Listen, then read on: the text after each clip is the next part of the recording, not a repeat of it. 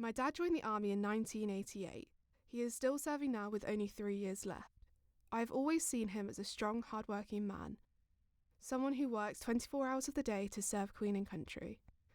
As well as being my dad, he is a soldier through and through, and that will always be who he is.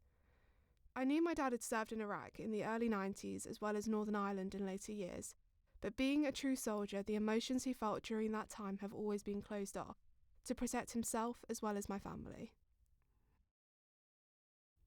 We grew up with some of my dad's closest friends from this period of his life. They were maybe not just down the road, but you knew they were always there to look out for you, and that the bond they shared with my dad was so strong that when they would see each other, it would take them back to being the young soldiers they were when they were at war. I've always admired this friendship, but it wasn't until my life was more civilianised I saw how rare and important this connection was. This film is my way of seeing how going to war can shape the most remarkable friendships you'll ever have. It's also a way of thanking them, because in some of the hardest times the Desert Rats have always been there in the life of my family. Even if they haven't been together for months or years, when they do meet, it's like they haven't spent any time apart.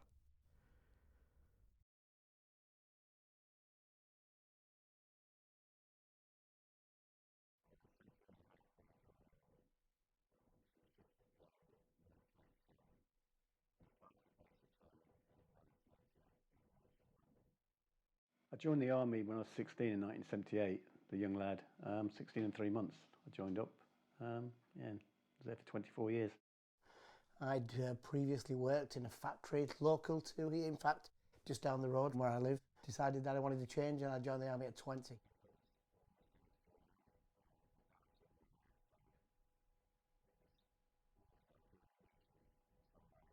Well, at the time, I grew up in the Isles of Scilly, which was a lovely place to grow up, but there was very little employment. So of the 26 of us in fifth form, 24 went to St Austell College. I joined the army and a mate of mine joined the RAF. That's what I'd always wanted to do, to be fair. Alma Booth, who's no longer with us, sadly. She made a comment to me about, I bet you don't join the army. I said, oh, I bet I do. And she said, okay, then there's £1 on it. About 3 months down the line, I took the Queen's shilling and I ended up joining the army. It was a one-off discussion that lasted 5 minutes, which changed the rest of my life. I don't think I knew Prof's real name was Mark until I turned 14, and there was a birthday card from Mark and Tracy. Nicknames are a huge part of the army life. I've known my dad's friends as ATFL, Toggett and Prof, but couldn't tell you about their real names without having to ask.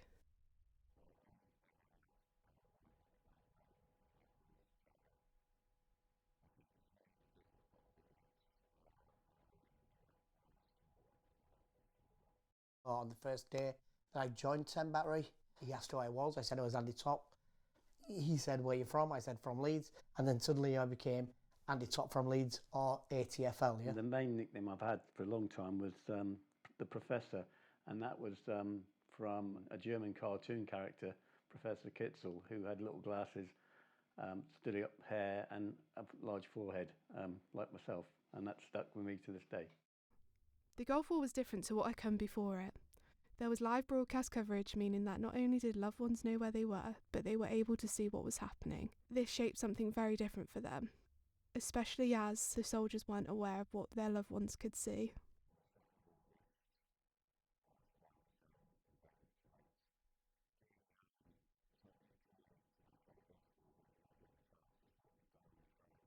It was something that I would have never expected, especially when I shook my hand with Alma Booth.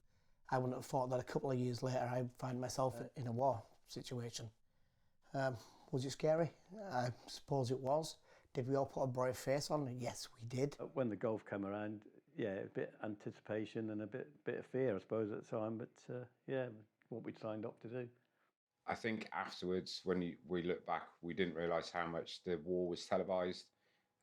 And speaking to her afterwards, she could see everything that was going on a day-by-day basis. Probably now, and everything I've done since, there's an element more of what your family, wife and children will think about what's going on, because they're not there with you, so they're relying on the press being absolutely truthful to what's going on. Julie told us that her mother had gone down one morning and that she'd put the news on and she said it started, the ground war started. As she went down the stairs, she could hear the TV with all the rounds going off, all the shots going. She sat on the bottom stairs, she was fearful of going into the room to see what it was. I never knew that, you see. For me, that was the exciting part that we was going through the breach. Just to see the bombardments and to hear the artillery going off around you. For us, it was exciting. It was an adrenaline rush. For Julie, though, when I came back, she told us that story. It was quite contrasting, you know, that she wouldn't even go into the living room to look at what was going on, whereas I couldn't wait to see what was going on.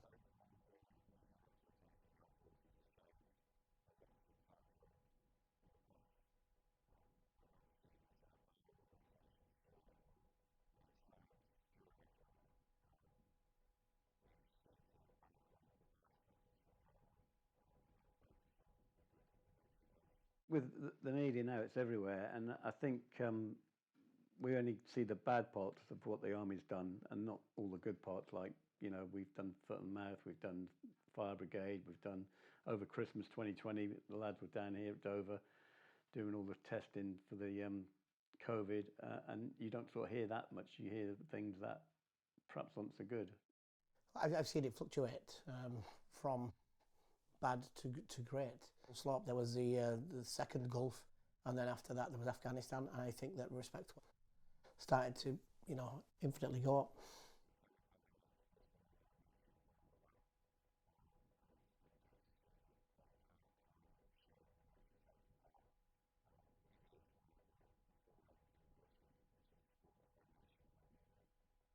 We're portrayed by the general public in a different way than we believe that we should be. I think it's hard for the soldier because we've been told, we've been sent to where we are sent by a government that's elected by the people that are now resenting us.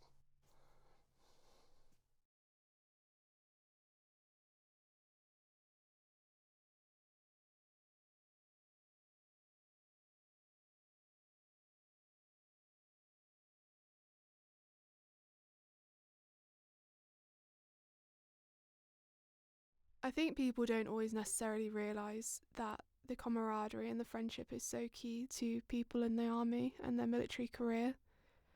This was definitely made apparent when ATFL, Jaggett and Prof spoke about their friendships over the years, and there's something quite special in how the memories came back to them so quickly, even after such a long time. I think for me, the feeling is the army can be very hard work, but it can be very rewarding, and you do end up with friends for the rest of your life. And I still have got several friends that I've known well over 30 years. The army was like that. You would pull each other through, whether it was on a forced march, whether he was on a run.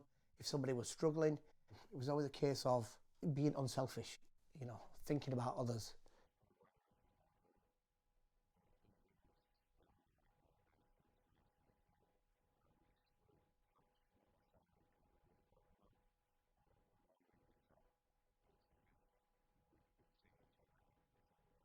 I mean, when I joined up, my father had always said that he had friends that he'd served for 2 years. He had friends for years and years after that, and I wasn't sure when I joined up that would happen, but it has done, and it's been very rewarding having a good friendship over all these years.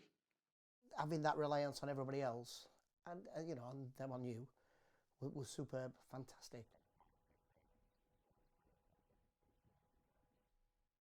It was great to know that you know, your friends were there and you were there for them. It seemed a good idea at the time before we went to golf. We all had a tattoo, and we put names in the hat. And the first person in the seat was a chap called Jock Roberts. And we'd gone for a pint, and then we come back, and they said, "How do you spell desert?" And I said, "Not like that. That's dessert." So it's two S's. So we nicknamed the Sweet Tooth Crusaders. I drew the Desert Rat tattoo on the back of a beer mat in Bergen. Yeah, I didn't write desert with two S's or. That was the German tattooist, yeah, who did that. I think another sad point is that Jock Roberts left the army and sadly committed suicide in 1996. There are a lot of lads that when they leave the army, they don't have that backup of friendship and they don't keep in touch. And it can go, you know, sadly to the dark place. And that's what happened with a few of my friends.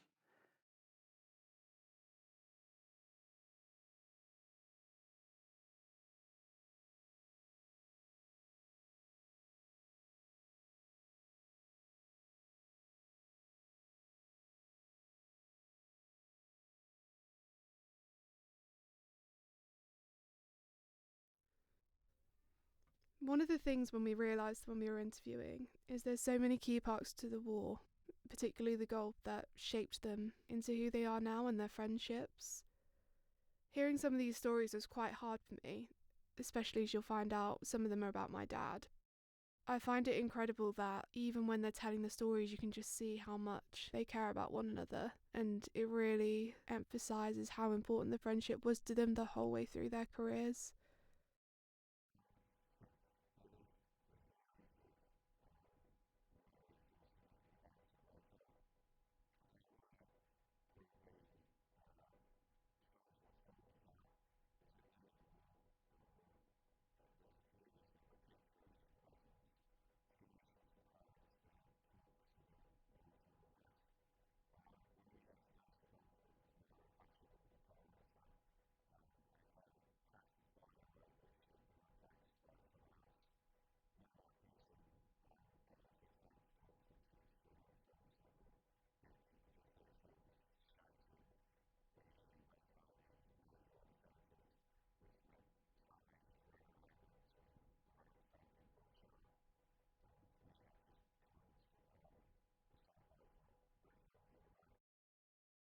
We captured this guy. Was a particular part of the Republican Guard, yeah. I think he'd just been conscripted in. He told us that he was a chemistry teacher and that somebody broke into his house and told him that he was going to war, otherwise his family was going to be killed. And I remember him digging in his pocket and pulling out a tin of Kraft cheese made in Manchester. And he was offered that to us, which was bizarre because he thought that we were all starving. But actually, the smudge was sat on all our food and water. So obviously the propaganda was that we were all starving, yeah. And he tried to offer us his last bit of food. Ironic. You hear a lot of things called blue on blue, which is it's your own forces engaging, shooting at you by mistake, and that's what happened with your dad's unit. They were, in fact, behind us, and I heard it contact way out, which means they'd been shot at, and one vehicle had been hit. All three got out okay. One had a bit of a burn, Terry York, but it sort of made you think at the time that, blimey, this is real. So we had contact on over the radio, so we knew that somebody was in trouble. Yeah. Then we're all thinking, which two is it? Yeah, is it Chris? You know what I mean? Yeah, because like I say, I joined with Chris on the same day. Yeah, was as careers sort of follow. We got promoted to sergeant majors together on the same day, and then your dad obviously has gone on to do massive things. Yeah. Which I'm so proud of him for, you know what I mean, yeah. I went my way and here I came back to Leeds, yeah. Going to the Gulf War together as friends and coming back with stories that may not have been told in 30 years is something remarkable, and that some emotions they have felt have been kept hidden away for so long. I'm so lucky to learn what sacrifices some of the most important role models in my life have taken, and will treasure the stories they told us forever.